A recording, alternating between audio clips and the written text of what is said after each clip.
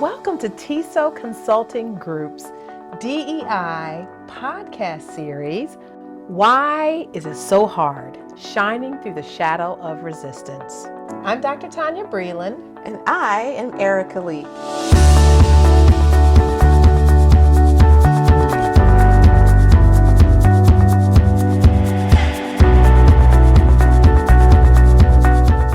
Welcome. Welcome back. Welcome to Why Is This So Hard? Shining Through the Shadows of Resistance. And we're back. I'm Tonya. And I'm Erika. And in this podcast series, we discuss issues that prevent us collectively as a society from being socially just and free. The goal really is to disrupt the status quo, these patterns of racial inequality and inequities. And so we just talk about these different topics and these different issues that kind of seem to resurface and keep us from being who we can absolutely be in our tapestry of humanity. So each episode just challenges us to be the change that we want to be. So today's episode is focused around the topic of discipline, in particular school discipline. Yes. So from time to time, we'll talk about issues related to students because our background is education, or we might talk about issues related to adults or just people in society, whether they're young or old, or we may do a mixture of both. But today we're going to kind of focus and hone in on school discipline, which has been and continues to be a long-standing issue in schools in terms of disproportionality. And by disproportionality, what we mean is, let's just say the school has 15% of their school population is Black, but 75% of their discipline referrals are Black, meaning it's not proportionate to the number of students that actually make up that population. When you think about school discipline, what was it like in your experience? For me, it was just straight trauma. But what about you? Straight trauma. You know, it's funny. I can look at it from the lens of me being a student. I can look at it from the lens of having been a teacher, having been a principal, and then just someone who now works with schools, you know, looking in. So there are a lot of ways that I can look at this. So where do you want me to start? I want you to start from when you were a student. When I was a student. Think about discipline in school for Oh, you. I was a good kid as a student. I didn't get in a lot of trouble. No. But if I did get in trouble, it was going to be because of my mouth. Same here. I just remember my father used to say to us, that school better not call me about you, you know. So we'd be at school like, oh, you know. So I remember in 6th grade, I was absent once. And I'm not once. I don't mean like I've never been absent, but this particular day I was absent. And my classmates told me when I came back that the teacher said, "Be quiet, Tonya." And I wasn't even there. So he was just so used to targeting me, a Black girl. And, you know, and I wasn't even there. I'm like, this is terrible. That is terrible. You must did a lot of talking. You know it impacted me. I can still remember that. Mr. McDonald was the teacher. I would cut up in class until the teacher said, all right, I have to call home. And then I was, please, don't call whatever home. you do not call Paul and Carol Newman, please. Please. Yeah, you know. I had one of those fathers who would come to the school if there was a problem. He did have to go to the school, not for me, but for one of my siblings, and it wasn't pretty. It was not pretty for her. No. Yes. So. But you know, discipline is you know, obviously we've got the home discipline. You know, how we're reared and how we our parents expected us to conduct ourselves. And, you know, a lot of times when we think about discipline in the homes, Black families put a lot of emphasis on discipline because they knew that if we misbehaved, we were going to be targeted first. And if we misbehaved really badly, then that meant law enforcement was going to come into the picture. That's absolutely And right. there was, you know, that was like the greatest fear I think the parents had, that their children would get involved with law enforcement. Now that's another piece of this story that we're going to talk about. But when we go back to schools, the issue is schools often target Black and brown kids when it comes to discipline? Yeah. I mean, in my experience, I only needed to go to the in-school suspension and to see, disproportionately, there were Black boys sitting in school suspension. And that was consistent. It didn't matter what time of the year I went. It didn't matter what day I went. It just didn't matter. Disproportionately, there were Black and Latino boys sitting in school suspension. And this is in a school that where I taught, it was just diverse. I mean, it was one of the things that I love and still love about that particular school community. But, you only need really to look at, sort of where are the spaces of discipline. And if you see more, one group more so over another, I mean, that's your visual data, particularly if you're working in a school district. Yeah. Sadly, when we look at the data around discipline, and this is national data, so this is happening across this country, Yeah. the students who are most disproportionately targeted and or referred for discipline issues are Black boys first, and Black girls Yeah. tend to be second. Sometimes Latino boys Yeah. may be above the Black girls. But there's a problem there Yeah.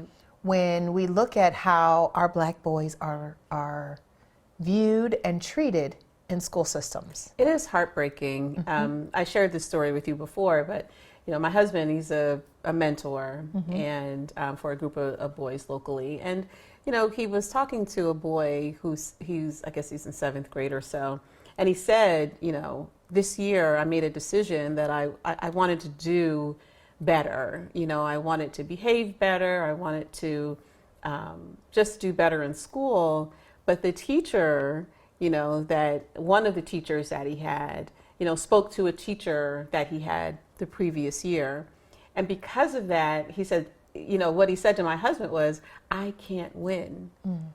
Those were his words, and it's heartbreaking, for this kid to, want to try to do better.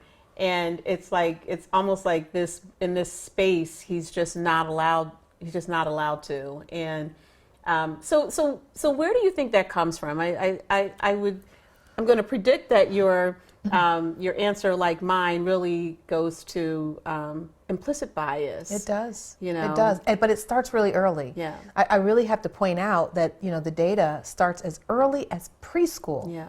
where Black boys are being targeted and kicked out of preschools. Preschool. So, preschools. You're talking 3-year-olds. 3-year-olds. Yeah. Where you really should be looking at, especially when they're young, you can teach students what type of conduct is Sure. appropriate in different settings. Sure. But what often happens, they, whomever is in charge, the teachers or the principals are not thinking about teaching.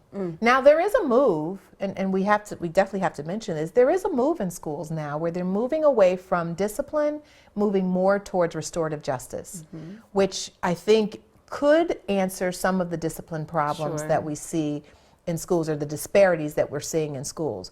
But what often happens, children are being treated very differently.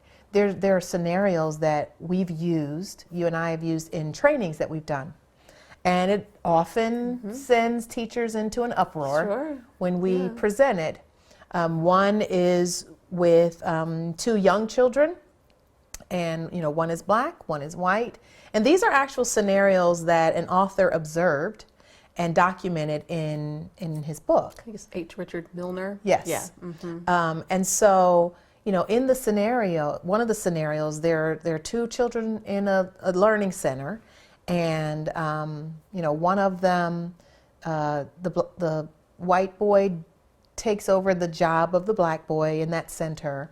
The Black boy then, goes and tries to rectify the situation.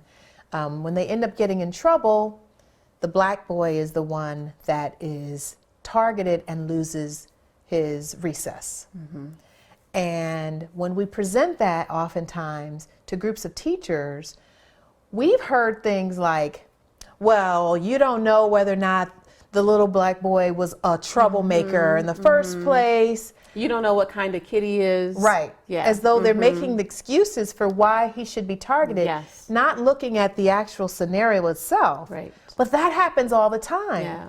When I was a principal, my teachers had an issue with me. Mind you, my teachers, the majority of whom were white women. I loved them. They really were a great group of dedicated teachers, but they had a bias oftentimes towards the population of students that we served, which was predominantly black. Yes. And that bias would center around the black boys.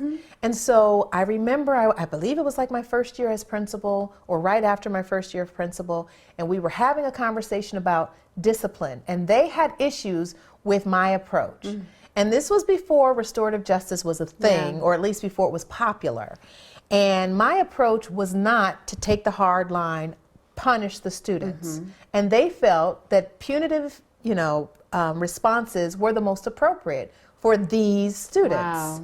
Yeah. And we got into a big debate, argument even, about how we need to address students' behavior. And then they would say things like, "You don't have my back," as principal to teacher. Yeah. And they were missing what was happening in those scenarios. I think that, first of all, the understanding of what restorative justice is and what it is not, I think is really important, right? And so I think very often, like in the scenario that you just explained, there are some teachers, not all, but there are some teachers who, they want to see swift consequences, and it's like they almost want kids to be like in tears, like, you know what I mean? Like they just want these really harsh consequences. And so, they're not, thinking about, so what does restoration look like? It's like all they really want are kids coming back, contrite. And I understand the contrition. I understand that. But that doesn't mean that you've addressed whatever the challenge is. Kids are coming to learn, not just your topic. They're, or your subject or whatever your routine is. They're coming to learn about how to be, productive, contributing people, citizens, right? In society. And so that behavior is a piece of that. They're coming to learn about that. And like self-regulation and self-awareness is a part. Sure. And so the restorative justice really gets at that. And I think that the big challenge with restorative justice is that, people want, it's almost like they want revenge, and I hate to use that word, but I've like seen it. I have too. I have too, unfortunately. I remember when I was teaching, I was in the middle of a lesson and working with kids, and another teacher came to the door. She taught across the hall from me. She came to the door with a kid, an African-American boy, and he was in her class, but I also had him in an earlier class, and she said, I can't do anything with him. Like, she taught math. I was teaching English. I can't do anything with him. But he said, he asked me if I would bring him here. So I'm just going to leave him here. And she turned around and walked away. And I was just like, what is this? Like, what is happening here, right? So do you have your work? Come on, have a seat back there. We'll talk about it later. And really what it came down to is that he didn't feel heard. Right. In the classroom, in her class. He didn't feel heard, he didn't feel seen, but he didn't feel heard. Right. Like she wasn't listening to him. And so... And that often is the issue. Yes, it is. It's like these students are being disregarded. Yes. They are not seen and valued as students who, can contribute something to the classroom. That's right. And it could be that they are, antsy, in their seats. Perhaps they don't need to sit in a chair. Maybe they need one of the bouncy ball, like, what are those things called? Those yoga balls. The yoga balls, yeah, right. There are some teachers who are really good about, seating arrangements, and, there's some kids that need to stand at times. Some kids who need, movement in the classroom. And a lot of times it often boils down to these students are not engaged in the classroom. That's right. Because the teacher may not be teaching in a way Absolutely. that meets their needs and their learning styles. And their learning styles may not be to sit in a chair for 40 minutes and listen to the teacher lecture. Reading round robin, waiting for your paragraph, Right, you know? right, exactly. It's like where I found there to be less discipline issues was when there was student engagement, when it was student-centered. Absolutely. The students were very engaged in the work that they were doing. I mean, what I call like butts in the air, Yep. you know, where they are like just like engrossed Yes. in something, you know, in the content that they're learning in this classroom. And they have agency Yes. in their learning. That's There's right. choice that they have. And when that happens, there are very few discipline issues. Yeah. Like I almost never had discipline problems in my classroom. I can't think of any time when I was a teacher that I sent students out. Yeah. Ever. Right. Like that just wasn't my thing. And there were opportunities for teachable moments. Yes. When that didn't mean students didn't act up. There were students. I had one kid I'll never forget. You know, he would do like, you know, acrobats in his chair. You know, just was not, you know, conducive to learning. He was not interested in. Yes. I mean, I won't say he wasn't interested in learning, but there were times that it appeared as though he wasn't Yes. interested in learning. Yeah. And what I think was really at the heart of it was the work was too hard for him. And so that was incumbent upon me to differentiate for him and create instruction that reached him. But he never got sent to the office. Yeah. Never. Yeah. It was not a thing for me. I think the physical behavior you might see more in elementary, and you do see some of that in the high school, but sometimes it's just like the disposition that I think teachers object to, the attitudes or yes. the language, or you know, and that tends to be the challenge, you know, on the high school level. But even that comes down to relationship. Yes. There's student engagement, absolutely. I do believe that, you know, if you're having issues with classroom management, if there is a challenge, I think student engagement, rigorous instruction, rigorous relevant instruction is, I think, the antidote to that. I think that's so. the remedy to that. But I also think relationship, because It's huge. even it is, because even in spaces where a kid might be, you know, having some challenges with whatever the rules are, you know, that relationship kicks in and it's like, oh, I'm sorry, Miss Leek, or, you know, or they can just say like, I'm having a really bad day. I don't know what to do about this situation. And I, you know, and that's important, you know, to have that space, again, to go back to what we said about feeling heard, right? Feeling heard, because then, you know, but as a teacher, you need to be able to empathize. So I feel like when we're not able to empathize with kids, right? When we don't see ourselves in them, when we don't see them as our sons and daughters, when we don't see that, right? That's a challenge. Then we can sort of objectify, we can other them. Whatever it is that they're doing, that's what they're doing. You know, they're not, it doesn't matter if they're not feeling heard. That's what they're doing, and they're going to pay, you know, for that. I once was called into a school some years ago to do a training because they were having problems with their black girls. So they asked me to come in and do some sensitivity training, cultural sensitivity training. And, you know, it was really interesting, to say the least. But when we think about black girls, a problem that often happens with black girls is what is called adultification of black girls. So a lot of times black girls may be adultified, meaning that they're seen as little adults sitting in classrooms. And so they're being held to expectations that are not realistic and not developmentally appropriate. That's right. And we see that all through school. Over and over again. Over and over again. Over and over again. And, you know, it's worse than unfortunate, but it's unfortunate because it's like you have a girl that's 12, 13, you know, and you expect her to act like she's 18 or 19. Right? And so when she responds to being unfairly, you know, targeted, you know, then she responds maybe in attitude, maybe there's, you know, sort of like a verbal confrontation. And then there's offense and the teacher's offended, you know, or that kind of thing. And it's just so unfortunate. and more than that, it's just unjust. Right. You know, that Right. child has a right to be a child like any other, 12-year-old, and I think, or 13 or whatever their age is. And I think that another challenge with that is, we kind of that's a lot of stress to put on a 13-year-old. So Right. imagine Right. sort of the mental impact that's having, and the emotional impact that's having on that, that girl that's being sort of, just unfairly targeted. Yeah, and sadly, when you go back to that attitude piece, because that's the piece that I would hear. Well, they have an attitude.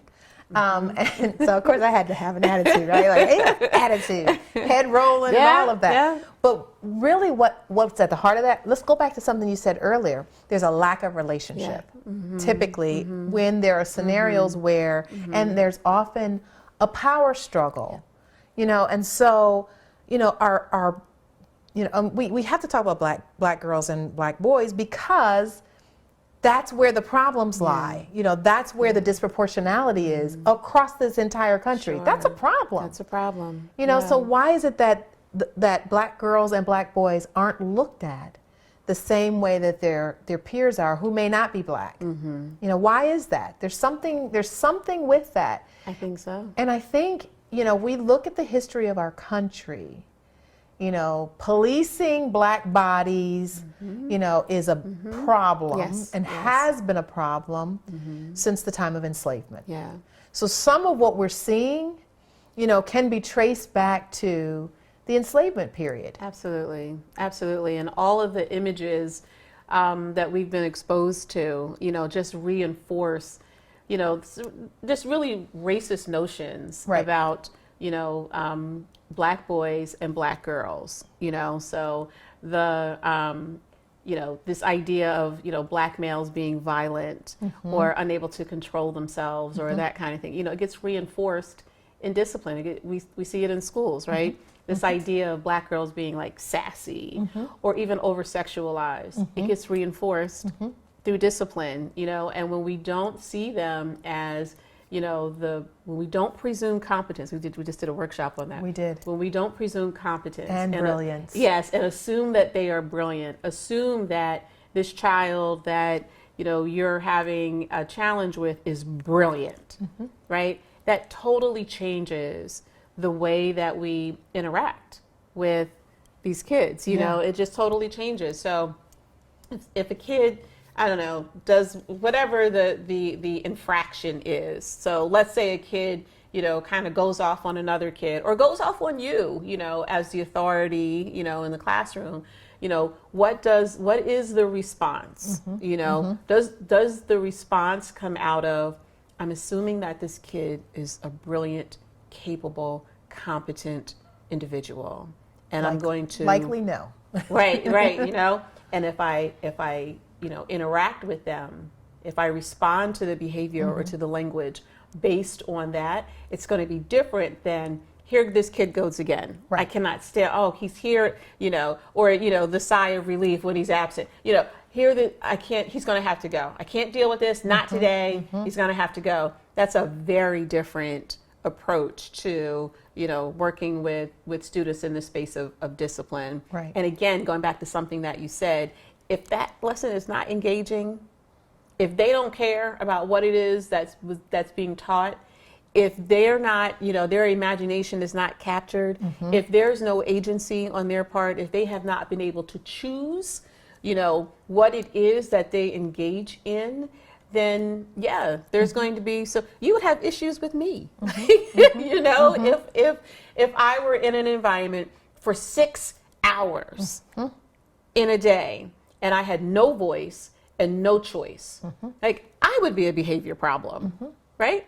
And so when we kind of think about, sort of what we're expecting, right? If our expectations are not consistently high, and if our engagement is not thorough and based in relationship, right? We're just going to have some issues there. Right. And so the other problem that discipline creates is, there is a pipeline, sadly, I mean, this is extremely problematic, there's a pipeline to prison. Yes. So let's take a student who, let's just follow a fictitious student. 3 years old, little black boy gets kicked out of preschool. Yeah. What is the message that little black boy is experiencing right then as a 3-year-old? I don't belong here. I don't belong here. I'm not valued. This is not for me. Right. So that black boy then at some point is in elementary school, getting kicked out of class for whatever reason, maybe just being silly like the other boys, and gets targeted, gets kicked out. The message again is, I don't belong here either. right. So Yes. now you're getting this reinforced Yes. message of you're not valued, you don't belong here. And every time they get kicked out of class, what are they learning? Nothing. They're learning that they're not valued. That's true. But I was they're- thinking about the Yeah, academics, right? Right, but no, but even that Yes, too. yes. Like, you know, they're also not learning in class. That's right. So now that's a whole nother issue around student achievement Yes. outcomes, if you will. Yes. And the gap that we often see Yep. there, that's another conversation. But if this student is out of class more than they are in class, Right. what could they possibly be learning and what are they missing instructionally? Right. And if they're missing things instructionally, when they come back to class, now they're behind. That's right. So now they're behind their peers. They don't understand what's happening because That's they right. weren't there when the instruction was given. And so now they're lost. That's right. And the cumulative effect of that is that they don't function on grade level in whatever Exactly. that subject matter is. Right, right. You And know? so then let's move them up to high school. So now they're in high school, they're completely disengaged at this point. Yes, Because that's they've right. had this message reinforced over and over again from the time they were 3 years old That's right. that they don't matter, That's right. that they're not seen, that they're not important, That's right. that they're not valued, and that education for them is really not that important. That's it. That's right. And so then they feel like, well, what's the point in being in school? You know, I mean, this is not everyone's story. We're just using this as a But it's a enough scenario. though, because we know that there is a very close alignment between incarceration or Yes. adjudication Yep. and school dropout rates. Right, right. Like there are really most people who are in the prison system. That's That correct. was their story. That is That was correct. their story, and they were not able to finish, school, or there was no success, and that was the story. Yep. That was the story. Got kicked out over and over again, and just had no success, and did not feel like they belonged in that space. Right. So Right. there's a School very is not for clear, me. School is not for me. I don't belong here. That's not my thing. But sadly, it's a cycle. That's right. You know, and so then, then they'll have children who will experience the same thing. That's right. And, so as parents, they're like, standoffish when it comes to the school. And then there's, stereotypes. There's no trust. There is, That's exactly. right. They don't trust it. They That's don't trust it. that system. Yep, That's right. exactly. And so, it's like this is a perpetual issue Yeah. here. And it really causes us to have to stop and say, why? Yes. Why is this an issue? Yes. But it really means it's not you and me having asked that question. It's really the educators in the classroom who are Yeah. kicking our black and brown kids out, needing to ask themselves the question, why? Why? Why are they doing this? Why, what's behind, how they respond to our kids? One of the suggestions that we give is something I think we saw maybe in Zaretta Hammond's book. It's just like this log of interactions. Like assess the relationships, right? So if you have a student that is, that presents challenges, for you in terms of discipline, and you're not sure why, right? So what we hear is, I treat all my kids the same. So if that's where you are, but you've noticed that maybe among your black boys and your black girls that the discipline referrals are higher, just assess the relationship, right? So just create a chart, and just really sort of quantify every relationship, every interaction with that student, and evaluate, was that a positive, was it a negative, or was it neutral? Just do that for a couple of weeks and you'll see whether or not there are patterns. I think that's really important. I think that's a really important place to start, especially if your discipline referrals as an educator, whether you're in the classroom or maybe you're a leader in the school building, just take a look and see, the extent to which the discipline referrals are equitable, but start with the relationships. Yeah, start that's with the huge. interactions. That's huge. And I think that if they do that, maybe discipline wouldn't be such a problem. Yeah, I agree. And that doesn't seem so hard. That's it. So thank you for joining us. This will conclude this particular podcast, Yes. but this is a topic that we're probably going to revisit Oh, because there's yes. more to talk about Sure, here sure. and than what we were able to focus on today. Absolutely. I'm Tonya. And I'm Erika. Please join us again. We're looking forward to chatting with you on some other topics. Thank you. Take care.